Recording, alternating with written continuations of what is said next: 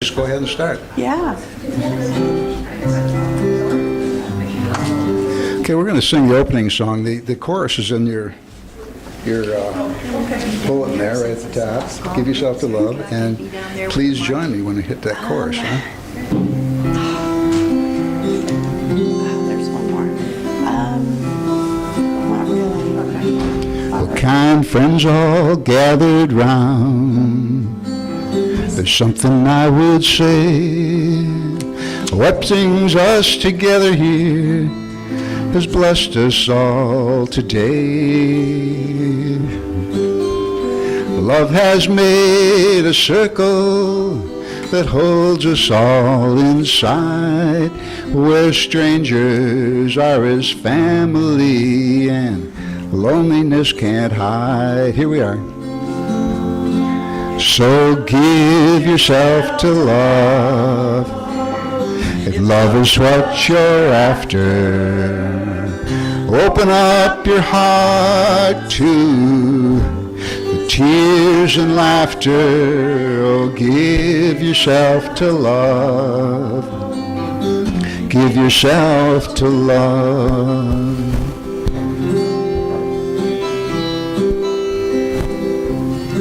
I've walked these mountains in the rain.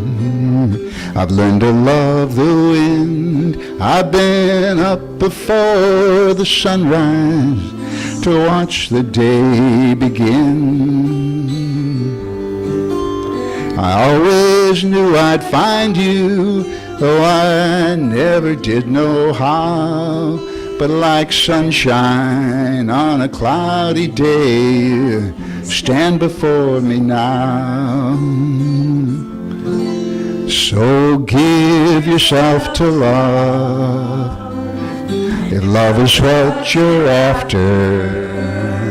Open up your heart to tears and laughter, and give yourself to love, give yourself to love.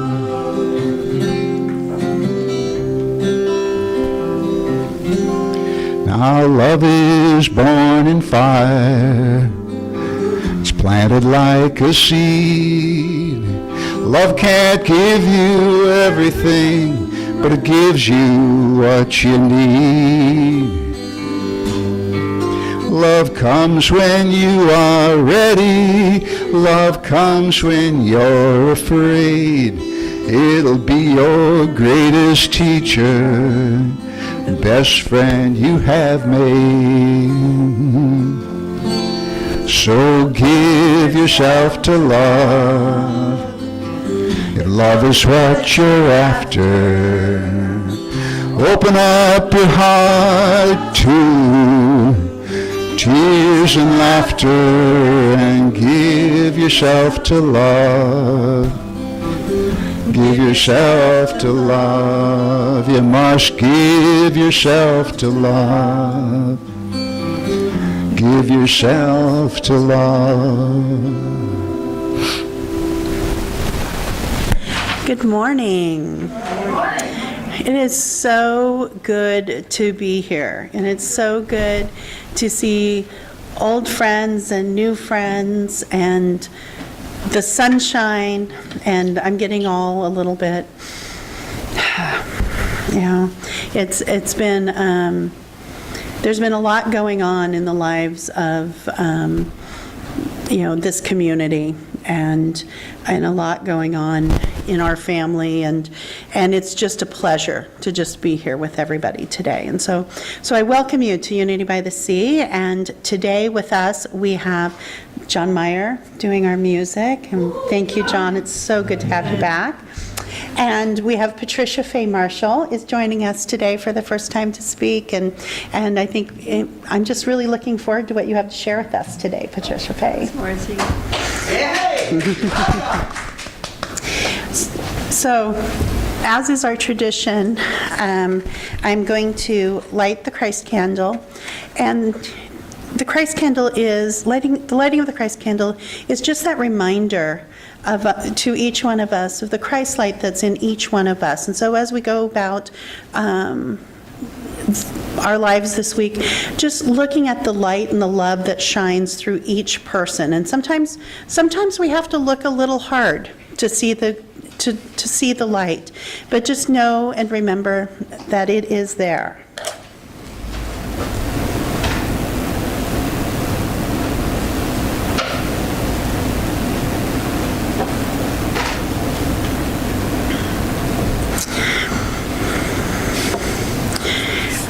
So this morning, Patriciafaye asked if I would do the opening prayer, and so I would like everybody to just take a moment and find that kind of still, quiet place.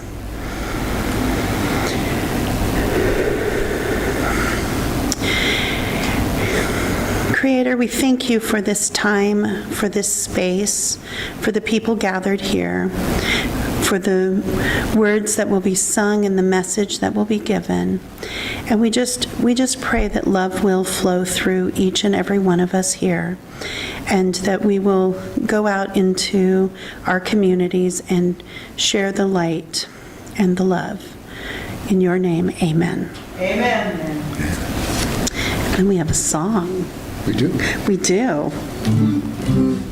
So the song, coincidentally, is the same as the title of the talk today, I Am That I Am. Just happened that way.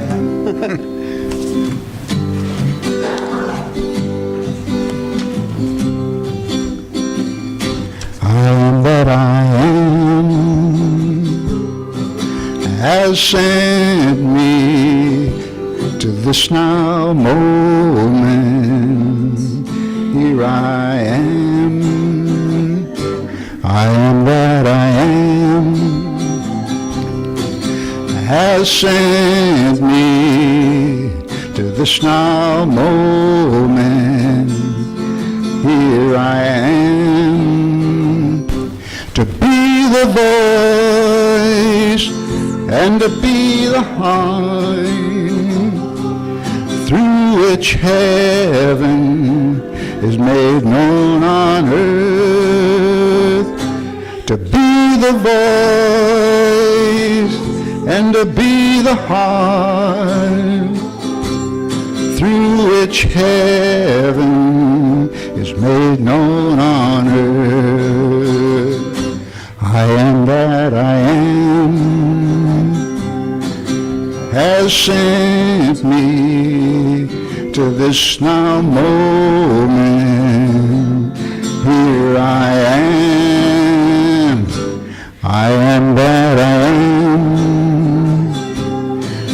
has sent me to this now moment. Here I am to be the voice and to be the heart through which heaven is made known on earth. To be the voice and to be the heart through which heaven is made known on earth. I am that I am, I am. Thank you, John.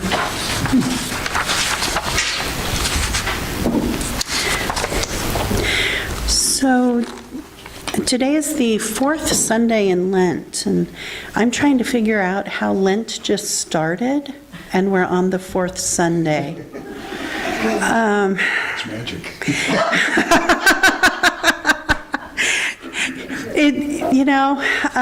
I guess that just kind of goes to show that life carries on, regardless of, the things that we're dealing with on day to day, the things that attract our focus. The time continues to move forward, and we just swing back around and connect with it and keep going.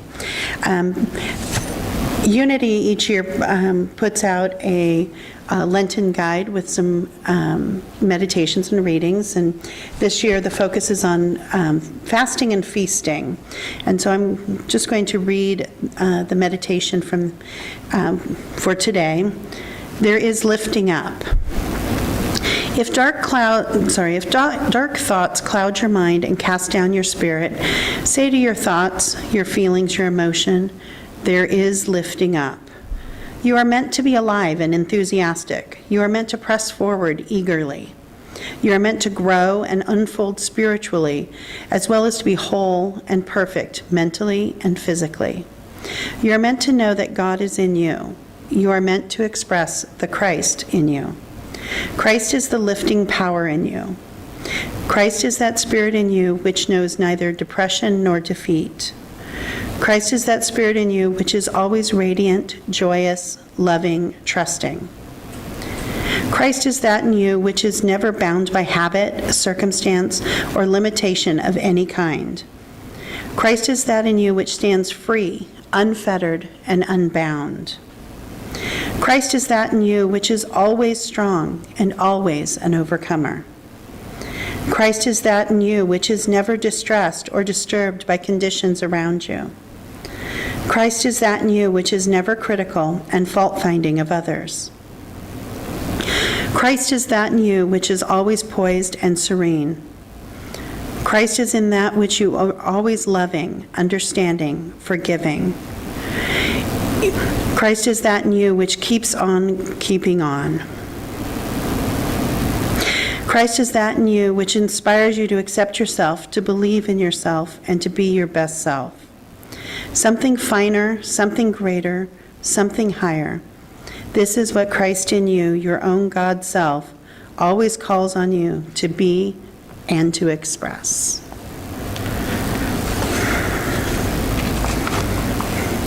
It's amazing how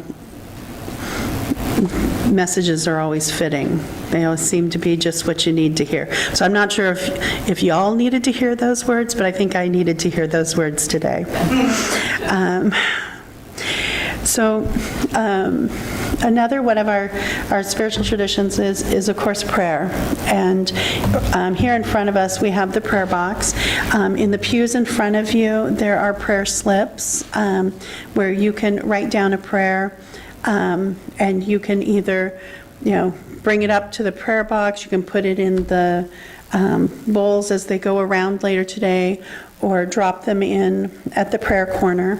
At the end of each month, all of the prayer requests that we've prayed over here locally are then sent to Unity headquarters, where they're prayed over for an additional 30 days. And so, prayer just keeps on going. Today we do want to throw out a couple of special prayers. We got news this morning that Pam is not able to be here today because her son is in the hospital, and we don't know the details, but she left this morning to go and be with him. So we do want to keep him and Pam and the family in our thoughts and prayers. Also, Cheryl is in Kansas this week. Her mother was killed 2 weeks ago in a accident along with 2 of her friends, and so Cheryl is back handling the details that happen that you take care of after someone passes. And so if we could keep her in our thoughts, and then we'll pray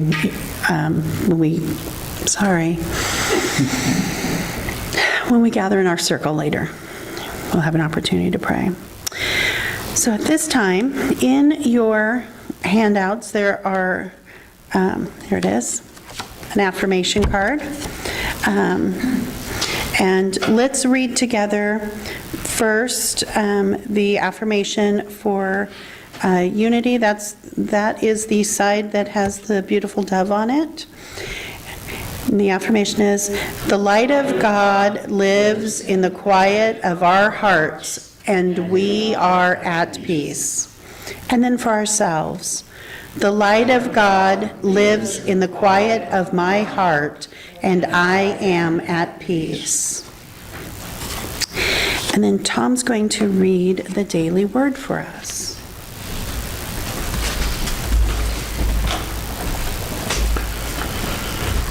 The Daily Word is a publication put out by Unity School of Christianity. It's a daily devotional, and always has the word for the day, a verse from the Bible, and then some thoughts on it. Today, the word for the day is rest. I do the work that is mine to do, and then I rest in faith. The Sabbath is not simply a regular day of the week. Charles Fillmore writes, "The Sabbath is kept any time we enter into spiritual consciousness and rest from thoughts of temporal things. Then we let go of external observance of days, because every day is a Sabbath on which we retire into spirit and worship God. I honor the Sabbath by ensuring that I set aside regular time in the flow of my life to rest in the presence of the divine. It's an essential part of the creative process. I do the work that is mine to do, and then I rest in faith, allowing the Lord of my being to complete the process within me." From Mark 2, verses 27 through 28, "Then he said to them, 'The Sabbath was made for humankind, and not humankind for the Sabbath. So the Son of Man is Lord even of the Sabbath.'"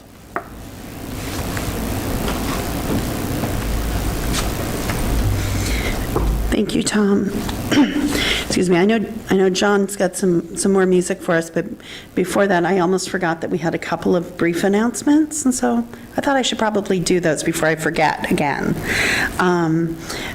One of the things that Unity by the Sea enjoys doing each year is being part of the Oregon Coast Garage Sale, which this year is Easter weekend. Kind of silly, but we will be participating on April 19th and 20th, so if you're available to help, please see Michael. Michael's right there. And you are welcome to bring donations ahead of time and leave them in our book room. We just ask no clothing. And then on April 7, we'll have Reverend Jean Celia will be back with us and the board meeting. So I will turn this over and let John do the music, and then Patricia.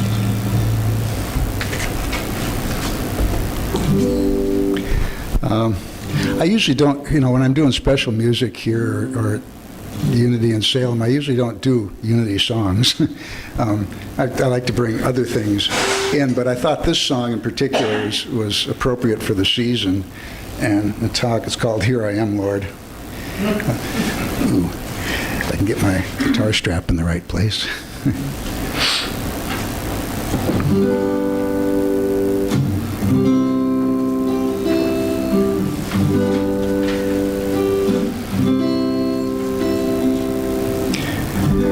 How the Lord of sea and sky, I have heard my people cry.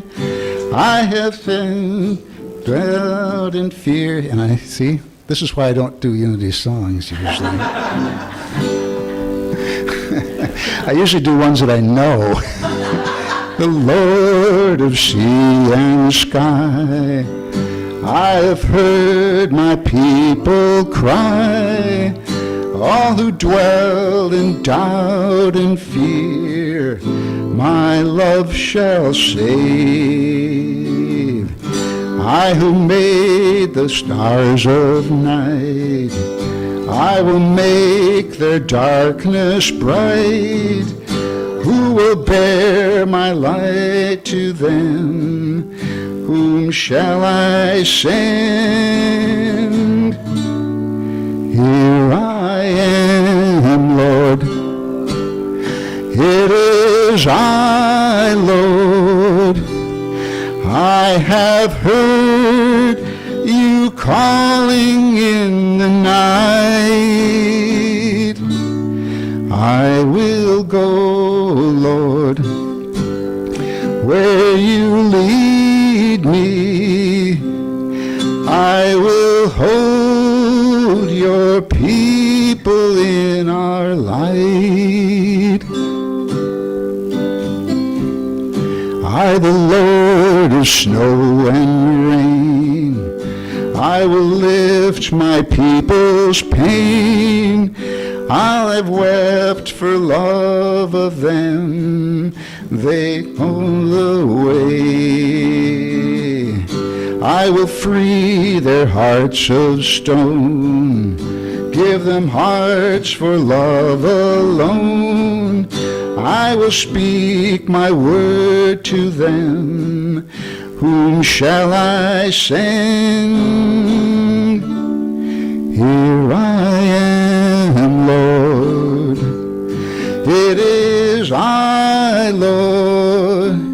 I have heard you calling in the night. I will go, Lord, where you lead me. I will hold your people in our light. I, the Lord of wind and flame, I will tend each one the same. I will set a feast for them. Thy love will save. Finest bread I will provide, till their hearts be satisfied. I will send. Dang. Almost made it. I will give my life to them. Whom shall I send? Here I am, Lord. It is I, Lord. I will heard you calling in the night. I will go, Lord, where you lead me. I will hold your people in our light. I will hold your people in our light.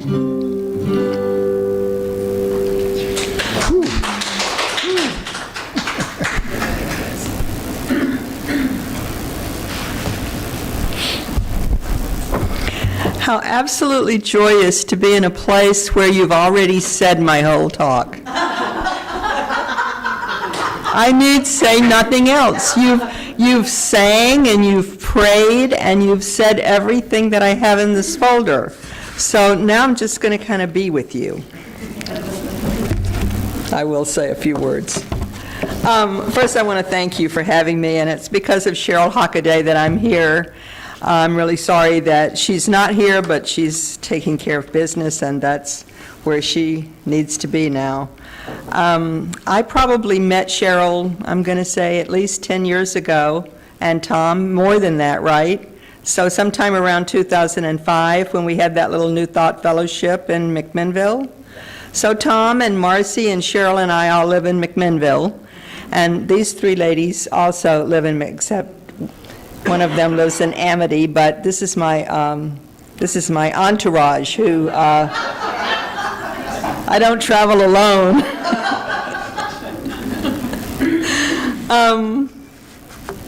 And I feel your beloved community here. I want you to know that this sanctuary is just the sweetest thing, and your prayer corner with the light on all the time, and I mean, it's just, I feel the love in here, and I know that the souls that you are have created this place, and I enjoy crying, so don't worry, I'll have a handkerchief somewhere. There are tissues. Okay. Tissues, so you guys cry too? Thank you. They'll magically appear. Okay, like everything else, right? So in 1978, this is not part of my talk, but I was realizing it when Marcy was standing here. In 1978, I joined a Unity Church in Tucson, Arizona. It was a block down the street from where I lived. You know, was that magic? Right, it was magic, right? And the first weekend, they announced that they were going to be doing this thing called A Course in Miracles. And I said, oh, I'm going to sign up for that. And that's when I bought my books and started being a student of the Course in Miracles. When Cheryl called me and asked me to speak out here, I was delighted. I mean, I am a New Thought, ordained New Thought minister, but I don't have a pulpit, and I mean, every now and then somebody asks me to speak, but it's rare. I do have a ministry in the men's prison, the men's state prison down in Salem, and I spend the second Sunday of every month down there for a 4-hour period of time being with those saints.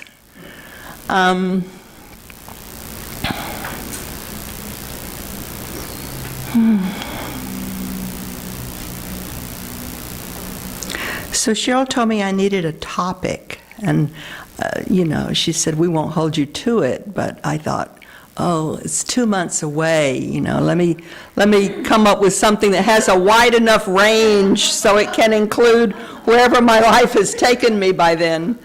So I said, okay, the name of my talk will be I Rest in God.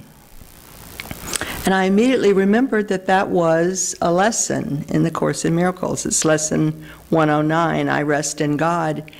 And when I started studying the Course, I always like to read ahead. I read the Bible by the time I was 5. I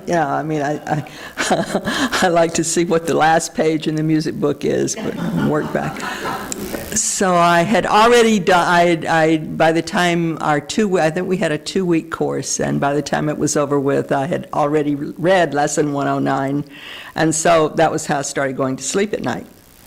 And it still is. The last thing I think before I fall asleep is I rest in God. When I put I rest in God in the Google bar, what started coming up was I am that I am.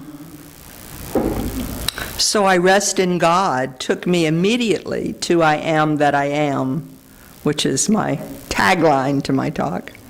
I only have 30 minutes, you guys. I'm not going to make it through this.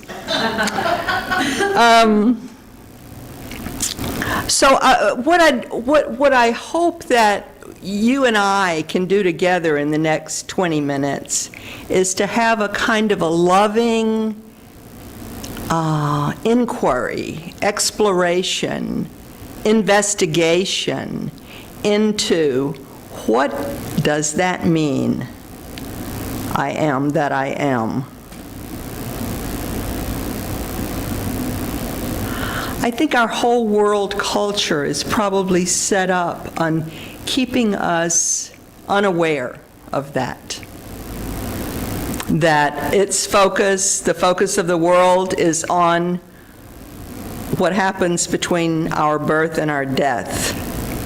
That there's this duration in time between birth and death where we're focused. But indeed, this I am that I am, as I investigate it, it does not seem to depend upon that. It does not depend on our birth, and it does not end with our death, because there is no beginning and no ending to this I amness. Right? Am I on track? All right. This is reminding me of the Baptist church. Oh, so I wanted to tell you a little bit about my journey, because I think our journeys are important. I started out in Mississippi, in the poorest county, in the poorest state. I was born in 1945. My folks, neither one of them had been to school. I taught my dad how to sign his name in cursive when I was learning how to write in the 4th grade. They went to church.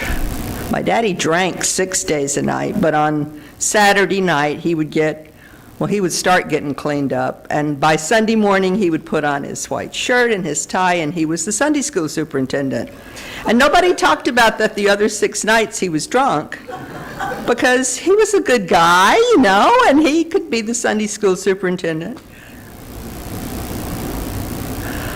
But stuff didn't make a lot of sense to me. We started doing Bible study. I remember starting when I was 5 years old, and the Garden of Eden story, and there was just Adam and Eve, and then they had these two sons, Cain and Abel, and Cain went into the land of Nod and took unto himself a wife, and I'm like, where did she come from? I'm 5. I've got my hand in the air. You're not supposed to know that. It will be revealed.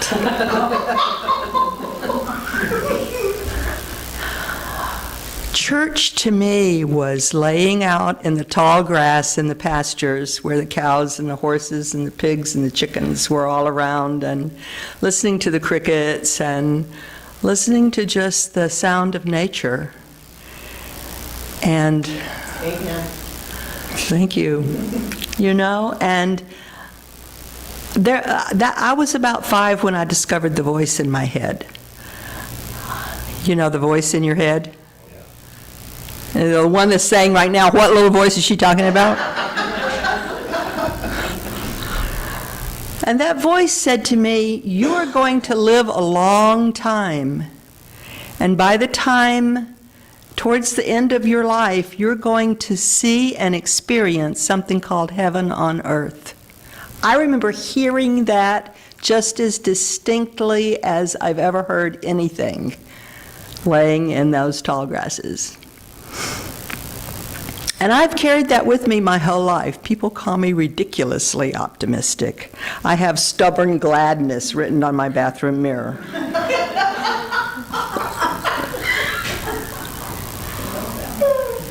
Right? So, I married a man who was quite well traveled. He had lived lots more places than Mississippi. He had been on the other continents even and lived on some of them, and he had figured out that he was an atheist.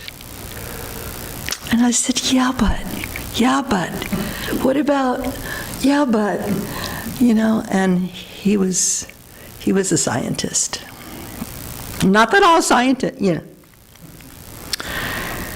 So we went into the Peace Corps right after we got married, and that, of course, provided a different perspective of this country. I was in Guyana in South America, and when I came home from the Peace Corps,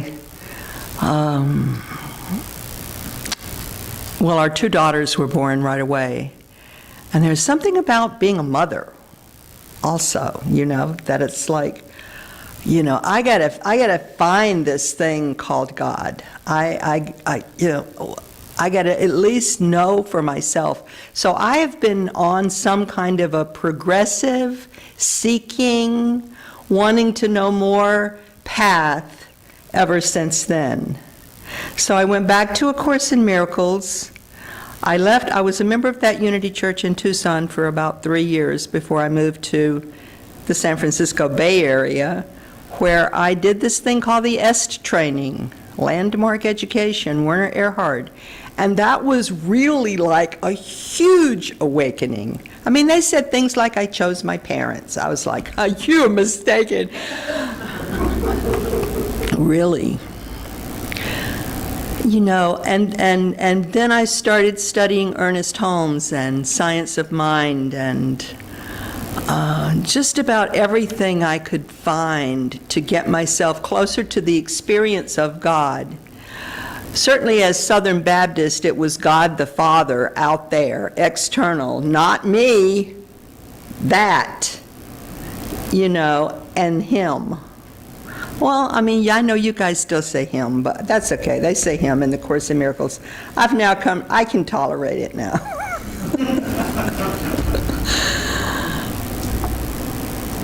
So I wanted to just give you, I'm not going to read the whole lesson, but I just wanted to give you a flavor of what this lesson says, because I do love the words of the Course.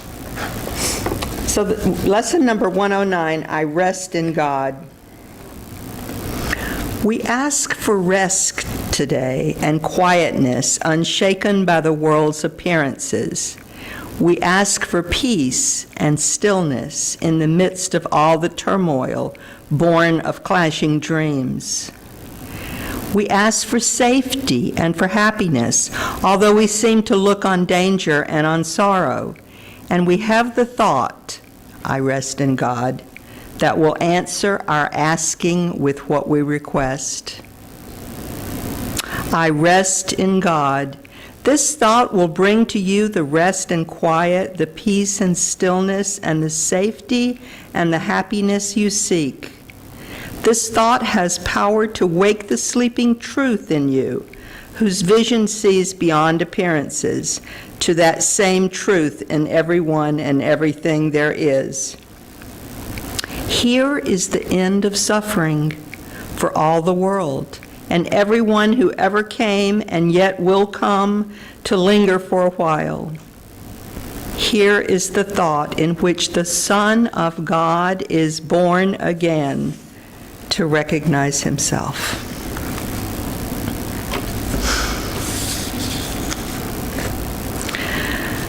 Looking for love in all the wrong places. Oh, so we've questioned, we've asked, who am I? What is the purpose of life? What is God? And through our conditioning, we've come to rely on our senses for this knowledge. So we say we know it's true if we can see it, if we can hear it, if we can taste it, if we can touch it. Remember, however, that those senses are anchored to this body and this mind, which is, we're going to talk about finite and infinite. Y'all know those two words, right? So finite is the one that has the edges, the limits, the beginning and an end, limited. Infinite has none of those things. No edges, no beginning, no ending. All those omni words, omnipotent, omniscient. You know what omniscient is? All-knowing, all-intelligence. Omnipotent, one power, not two. That power you use to brush your teeth, to fix your hair, to read your daily lesson, that you're using that one power. We all are using that one power all the time.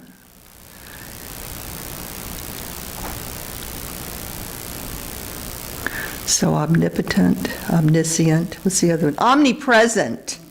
So it's everywhere present. There's no place where God is not. It is not. I am that I am.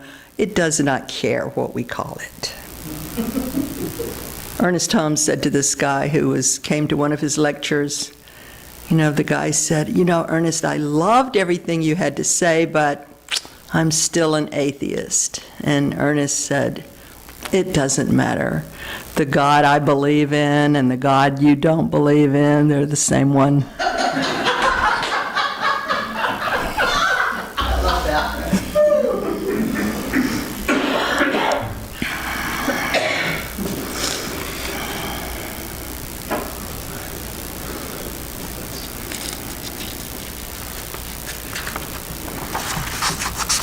I have 8 pages here. I'm still on page 1.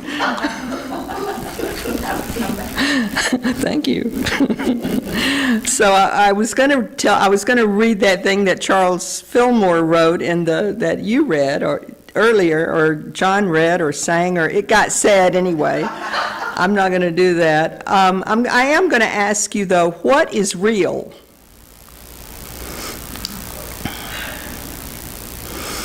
If you think you know, it's okay to say. I'm still investigating that. But some of the spiritual teachers tell us that, and I think the Course in Miracles says the same thing, that what's real is that which remains, that which is eternal, that which does not change. So that's not much, or it's everything. So, are these bodies real? this stuff real? Not really. It's not going to remain. It's going to change if we use that definition. It's something to consider. I'm going to invite us. I know that I have just started a certain part of my own investigation into this I am that I am. The first place, that makes it feel like to me that I could stand up here and say, I am God. And while I know I am, somehow it's not all right to say it, right? You know, what is that all about? If we follow these teachings and we get it about our awareness. Okay, what about this question? If I ask you, are you aware? Kate? What? Are you aware? Are you aware? I would say no. Because there's too much to know. Are you aware of not knowing? Yes. Oh, so are you aware? Gotcha! Yes. Yes. I tell you what, if we went out there on that's the beach out that way, right? No. Over there. I need to come out here more. If we walked out there on that beach and everybody we met, I was to say to them, are you aware? Well, there might be a little hesitation because they would be kind of stopped by the question, but I think if they tuned in, they would know that they're aware, and they would say, yes, I'm aware. So this I that is aware, what is the nature of that I?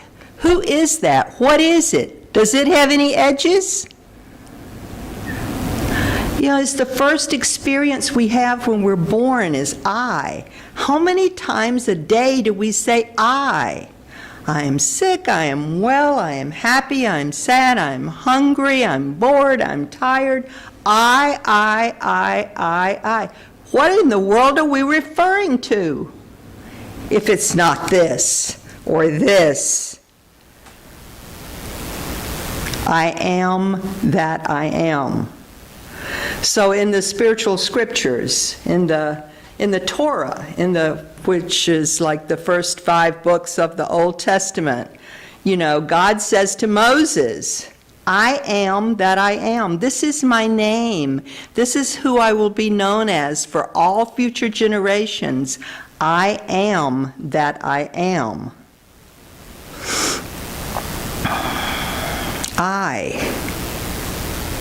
I am. If you keep saying I am, fill in the blank, whatever it is, long enough, you become that. I am old. I am tired. I plan being tired. I look at my calendar and see what all I've got to do that day. I say, well, I can't do anything that night. I'm going to be too tired. It's out in the future. I'm already limiting myself.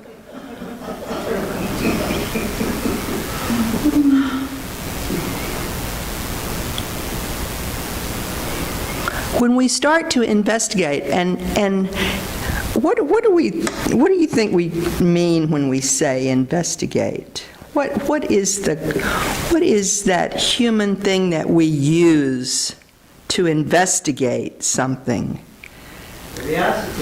Curiosity, but don't we have to focus something there? And what is that thing we focus? Attention. Our attention, exactly. Marcy, you are so smart. I never knew Marcy like she is with you today. I've known her, you know, and I'm just like, love you. You are so wonderful. Thank you for being out here and being with this beloved community. It's just wonderful. So we focus our attention when we investigate something. That's what we do, right? It's almost like stretching to stay with a particular investigation. You guys probably know this by, you know, so I know you do different kinds of probably more mechanical stuff than us girls. I don't know. But wherever you have to focus your attention is kind of like a stretch. So when you investigate the qualities of this I, like what is the nature of this I that I say all the time? What can I say about it? What can I say about the I that I am? You know, the cells of our body, we're told, renew themselves every 7 years. So there's not one cell of me here that was here even 10 years ago, 20 years ago, 30 years ago, and yet my I has not changed. I am the same one. Where is it then? It's not in the cells. It's in the spirit, Marcy says. Is it anything you can show me? Can I see it? Can I hear it? Can I touch it? So it exists without this temporal thing that we think we are, right? Does it depend on a body-mind? Does it depend on a finite body-mind to know itself? That's a good investigation.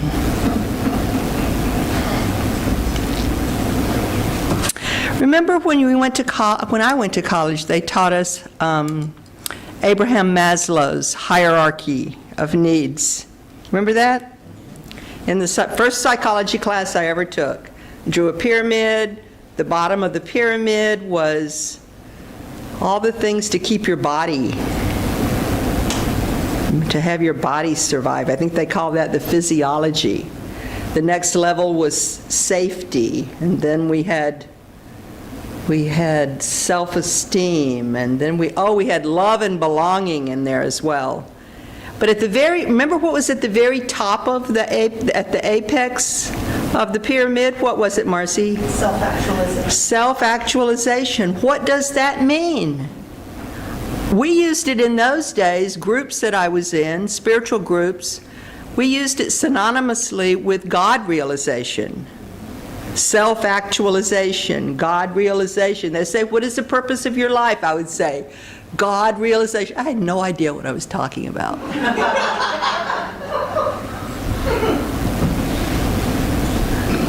But somehow it became taboo to be God. So how did that happen? It was all we were going for, but if we ever got even like really close, we were like, no, you can't say you're God. Right? All right. So I'm just going to tell you that my most recent investigation, and this all came from Cheryl saying, will you preach out at Unity by the Sea? And I put, I rest in God in the Google bar, and I am that I, it's all on the internet, guys. You know, this, then I am that I am came up, and then this guy, his name is Rupert Spira. He's English. He is a non-dual teacher. Think about non-dual. That means not two, one. So this is the practice, and he doesn't really like to call it a practice because practice means you have to effort at something. He says this investigation should be the most joyous, effortless, most interesting. He says, don't do it unless you're interested in it. Always do what you're interested in. If you're interested in coming to church this morning, then come. But if you would rather be doing something else, please do that. Always follow what brings you joy, what pulls you, what interests you. Now, I'm not saying that sometimes there might be a little detour over here and a little trouble, but you know, those things contribute to our path as well. Everything perceived in the right light is a gift. Everything. I know you don't think so, Kate.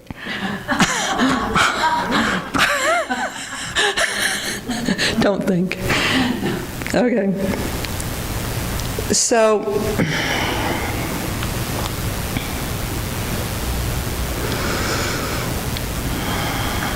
I already said that.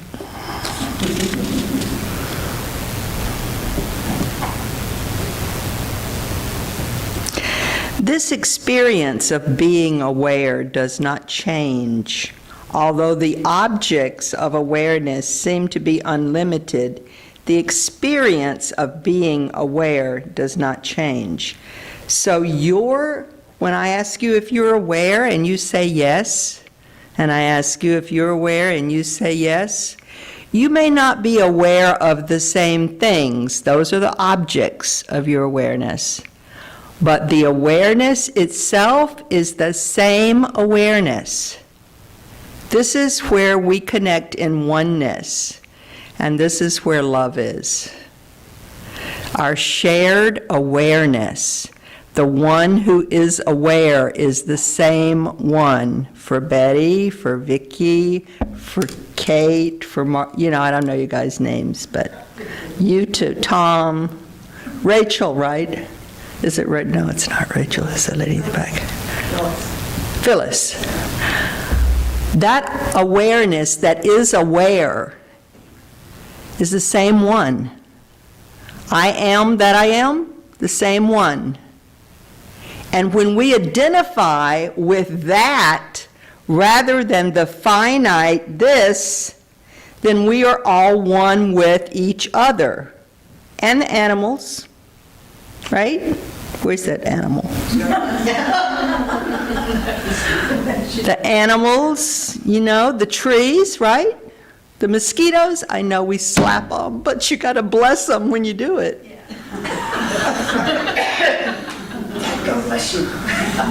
Next life, better luck.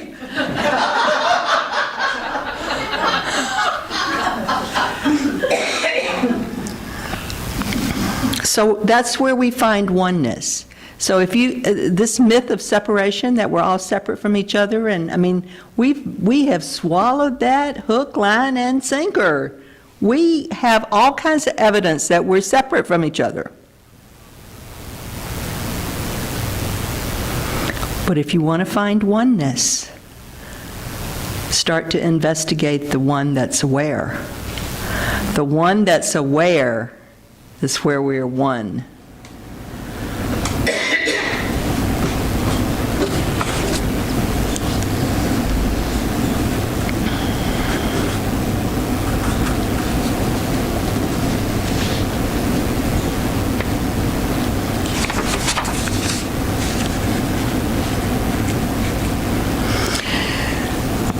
This awareness, this consciousness that knows us never changes. There's no experience of consciousness beginning or ending. That's like a belief that the earth was flat, or that the sun went round the earth. When we didn't believe that anymore, did the conditions of the earth change? I mean, when everybody believed the earth was flat, I think gravity still prevailed. And then they decided, no, it was a sphere. Gravity didn't change. So the conditions of awareness and consciousness remain the same. By the way, don't believe anything I say.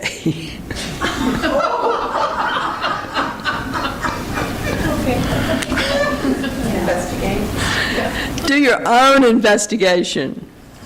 You heard about these scientists that said they could create matter. Picked up a handful of dirt, and they were having this conversation with God. God said, no, get your own dirt.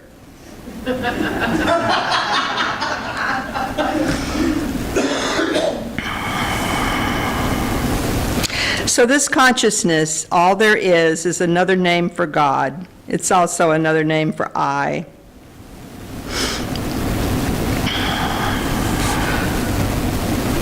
The true nature of my beingness, of your beingness, is this divine awareness. Infinite consciousness, this divine awareness, gives rise to our finite minds. It forgets itself for a minute and localizes as you and me, and then it goes back into itself. and then it goes over here and it localizes as you, and then it goes back into itself. So it gives rise to the finite mind, but it is not itself finite. You get that? Get that? Okay.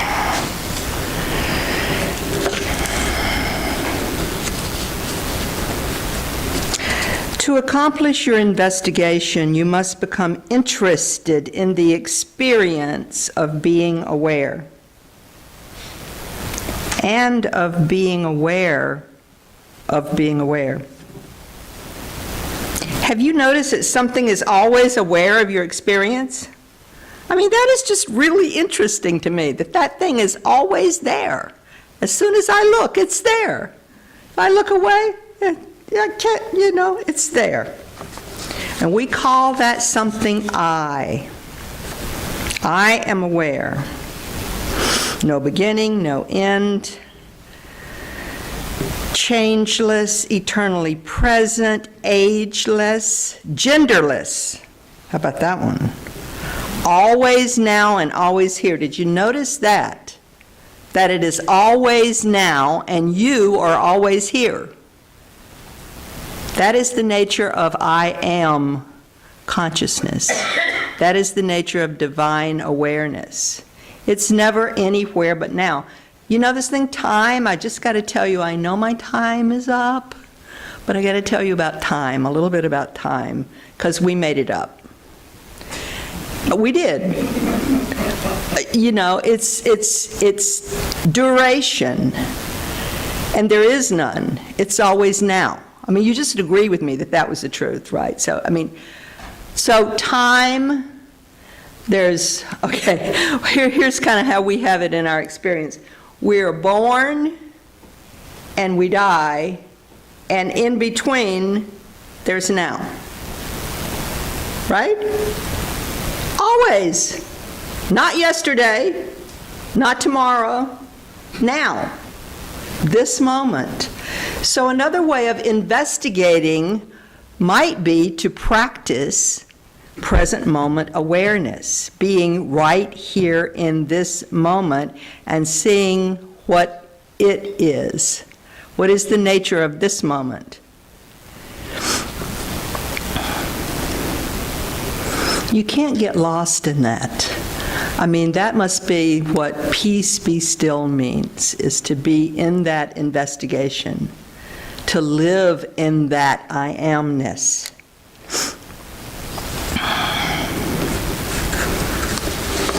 I rest in God. I am that I am. Okay, I have a poem for you. It's by one of those wonderful Sufi poets, Hafiz. You guys know Hafiz. Name of this poem is In a Treehouse.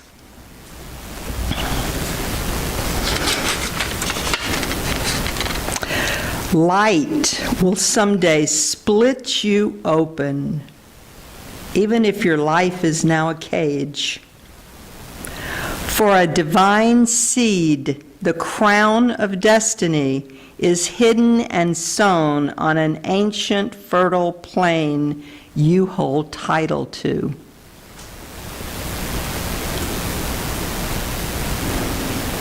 For a divine seed, the crown of destiny is hidden and sown on an ancient fertile plain you hold title to.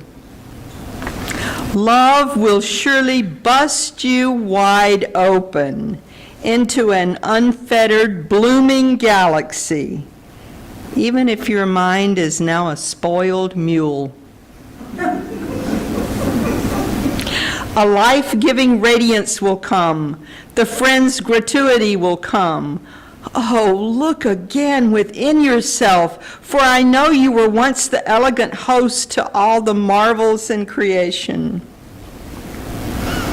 From a sacred crevice in your body, a bow rises each night and shoots your soul into God. Behold the beautiful drunk singing one from the lunar vantage point of love. He is conducting the affairs of the whole universe while throwing wild parties in a treehouse on a limb in your heart.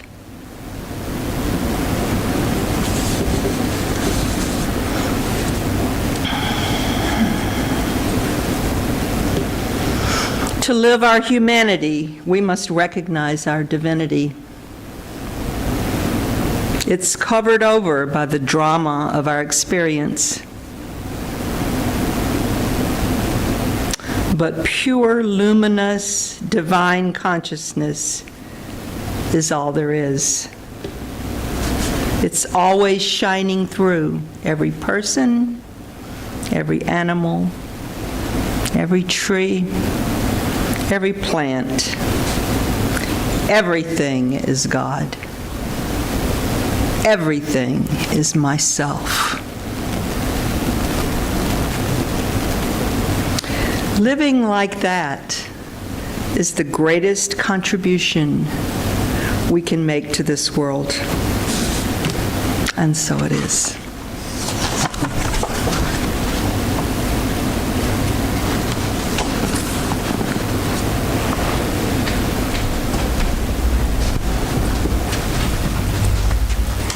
Thank you, Patriciafaye.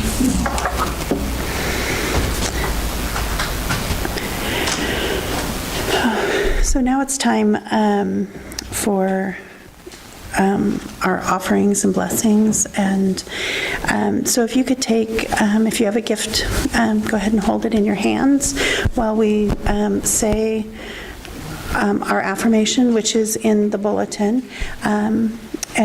or you may hold it against your heart. And say with me, divine love through me blesses and multiplies all that I am, all that I have, all that I give, and all that I receive. Thank you.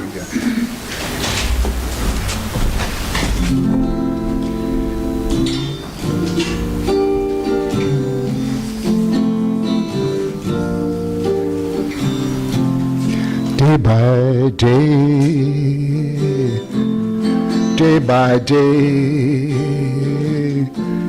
oh dear Lord, three things I pray. See things more clearly, love you more dearly, follow you more dearly, day by day. Oh, day by day, day by day. Oh, dear Lord, three things I pray. Believe things more clearly, love you more dearly, follow you more nearly, day by day. Day by day, day by day. Oh dear Lord, three things I pray. Things more clearly, love you more dearly, follow you more nearly, day by day. Day by day, by day, by day, by day.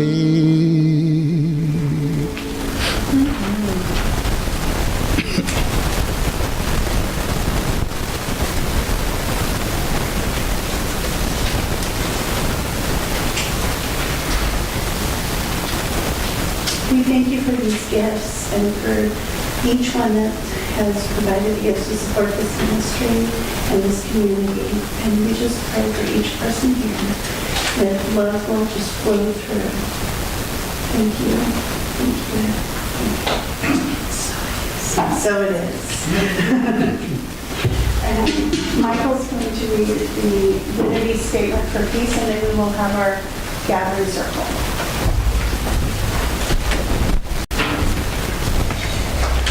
Good morning. Please join me in reading our statement for peace. It's in your bulletin on a little brown piece. Unity stands for peace in the presence of conflict, for love in the presence of hatred, for forgiveness in the presence of injury. Unity honors the many names for God, the many paths to God, the many ways to worship God. For there is only one power and presence of God, and that God loves each one of us equally.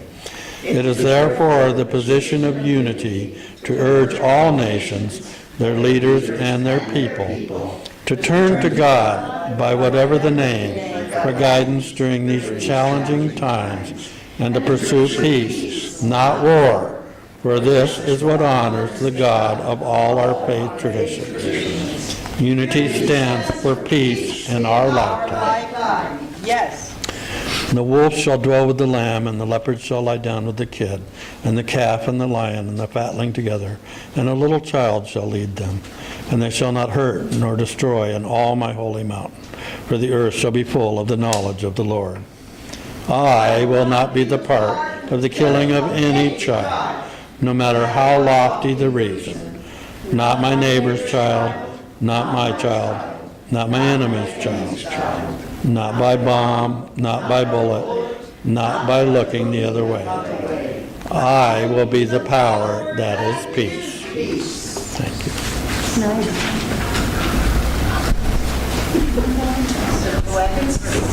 Let's circle up. Get that wave. Round and circle. Circle it. Round and up. Circle up. Circle up.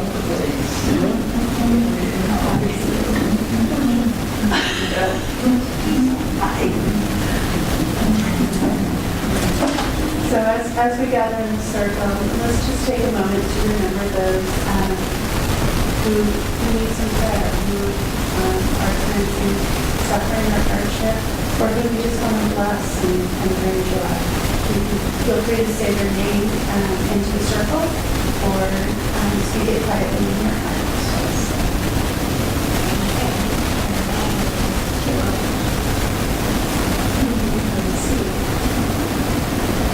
I pray for speaking to me. Amen.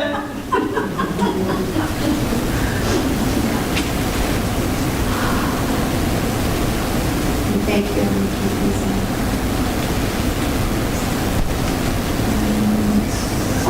Peaceful. Just making sure I keep the order. As soon as I put the order down, I'm careful. So I guess we're going to sing. The words to the peace song are up here on the left if you don't know the words. And then even if you do, sometimes you just kind of hum along. Yeah, just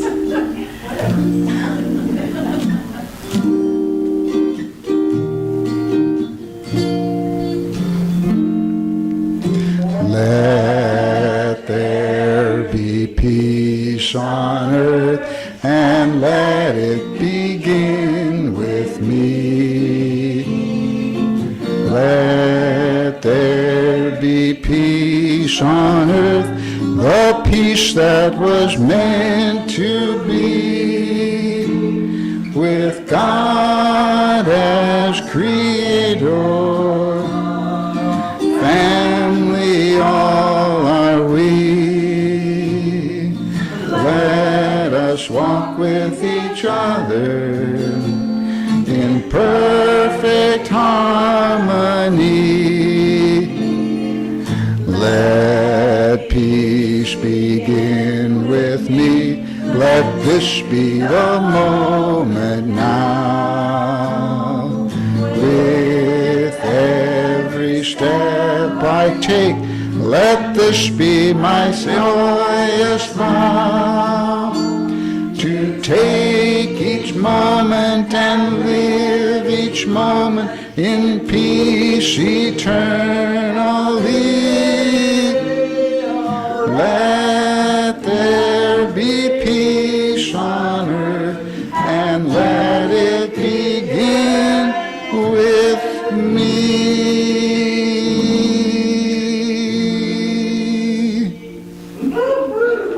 We'll close with our prayer for protection, which is also words are up on the board to the right.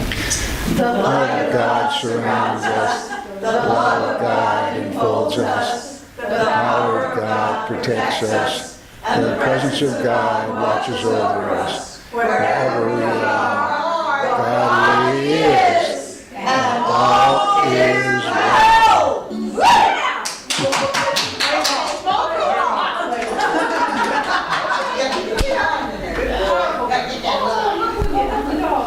No, he has to stay until we're done. Oh, no, that's right.